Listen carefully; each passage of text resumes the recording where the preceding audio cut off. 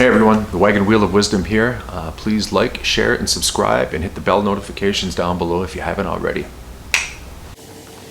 Hey folks, good afternoon. It's Kevin again at the Wagon Wheel of Wisdom. Behind me as usual, the beautiful wagon wheel, and hopefully some wisdom up here. I just got back from the gym, but I got a little story to share with all of you that has me smiling from ear to ear at this point in time.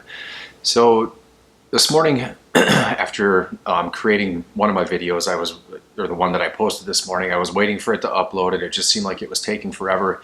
And usually I'll go to the coffee shop at around between 8 and 9 a.m., 9 a.m. at the latest, because I don't like to really drink coffee beyond that. But today it just kept getting pushed back. Something happened outside here. Somebody somehow hit a support wire for a telephone pole, so that kind of set me back even more, and then I just said, the heck with it, I'm going to do laundry. But you guys are wondering, like, who cares? Where are you going with this?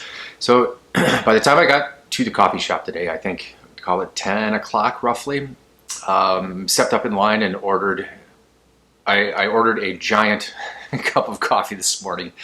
And this woman next to me looked at me and she goes, "A giant?" And as I peered over at her, we made eye contact, and I looked into her eyes, and I just knew something was very different about her. I knew it. Don't ask me how, don't ask me why. Again, just this innate knowing. She had a glow about her and a sparkle in her eye. So she was kind of giving me a little bit of grief about calling it a giant, and thought it was really funny. And so I went and sat down. There's 2 chairs and a couch, and then there's a bunch of tables in this coffee shop. And I sat down in one of the chairs, and she came over and sat down, or asked if she'd mind if I sat down there. Let me get this out. She asked if I cared if she sat down there, and I said, of course not. And as she was sitting down, I noticed she had a book with her, a book titled Thoughts Without the Thinker.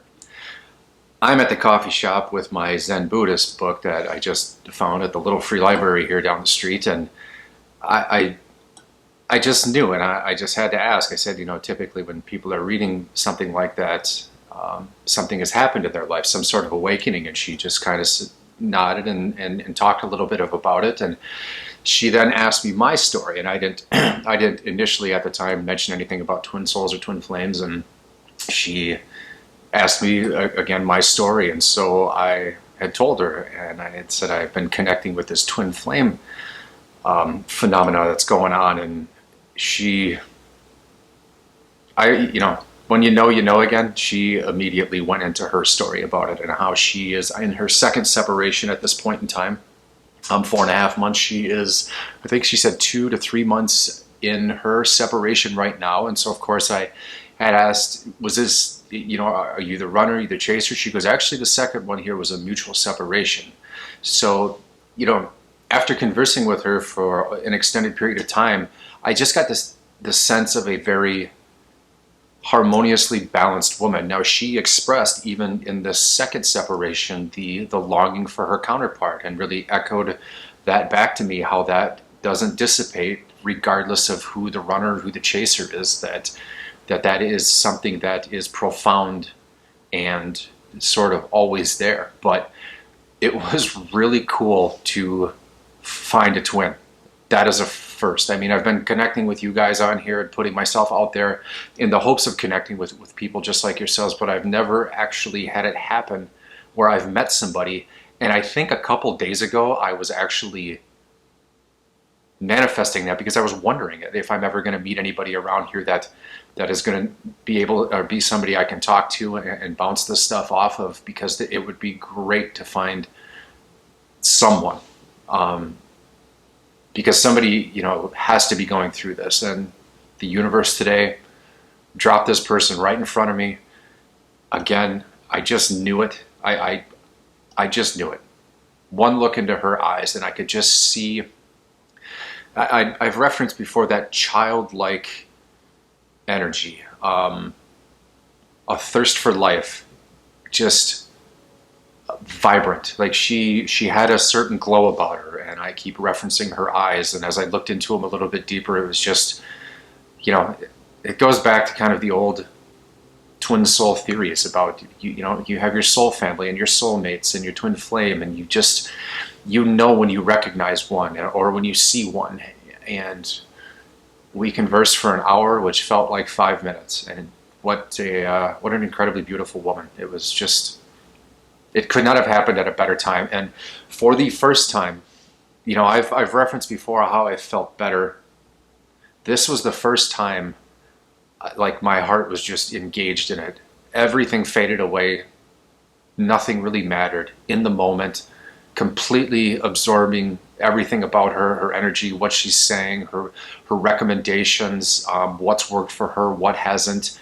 We both echoed our disciplines off one another. We don't smoke weed, don't drink, not dating. The disciplines of meditation, surrender, all of those things about how they are functionally working for us. She did allude that she tried a hallucinogen. She didn't say what, but if I remember correctly, it didn't really.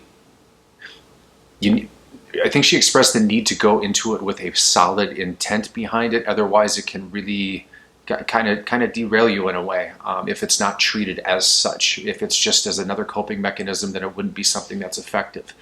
So, you know, my name's Kevin. Her name is Erin. It was, as you can see, I'm kind of happy about it. Like it was super cool, so validating in this kind of a big city of 200 and some odd thousand people, and some of you people with millions in your city are like, dude, whatever, but it's kind of a city here. To finally find a soul and just have them divinely dropped in front of me was, I'm forever grateful for that. It's so cool. So we exchanged phone numbers, certainly going to talk about some more things.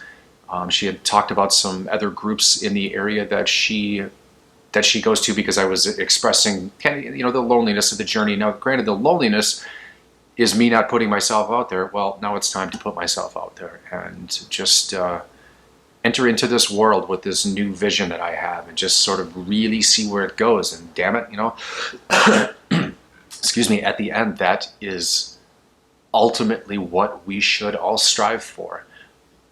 Somebody coming back into union or back into your life should always be secondary. You should take care of you immediately, you know, and ask the universe to say, I want somebody in front of me to talk to.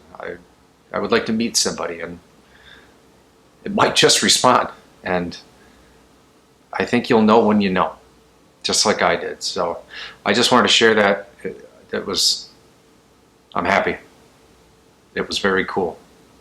Much needed too, and it just lets me know that I must be vibrating at a little bit of a higher frequency than I ever have before, because the things are just falling into place. And you know, and it isn't to allude to that I'm not going through hardships and challenging times, because I am, but I look at them in a positive light, like, all right, I've handled it good so far, the best of my abilities. Let's see what we got here, and moving through it. But again, just wanted to share that with you.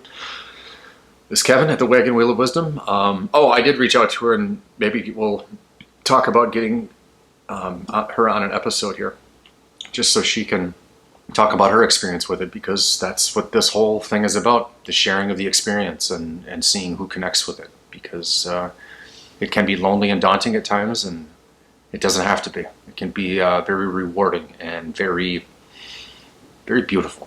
So, love you guys.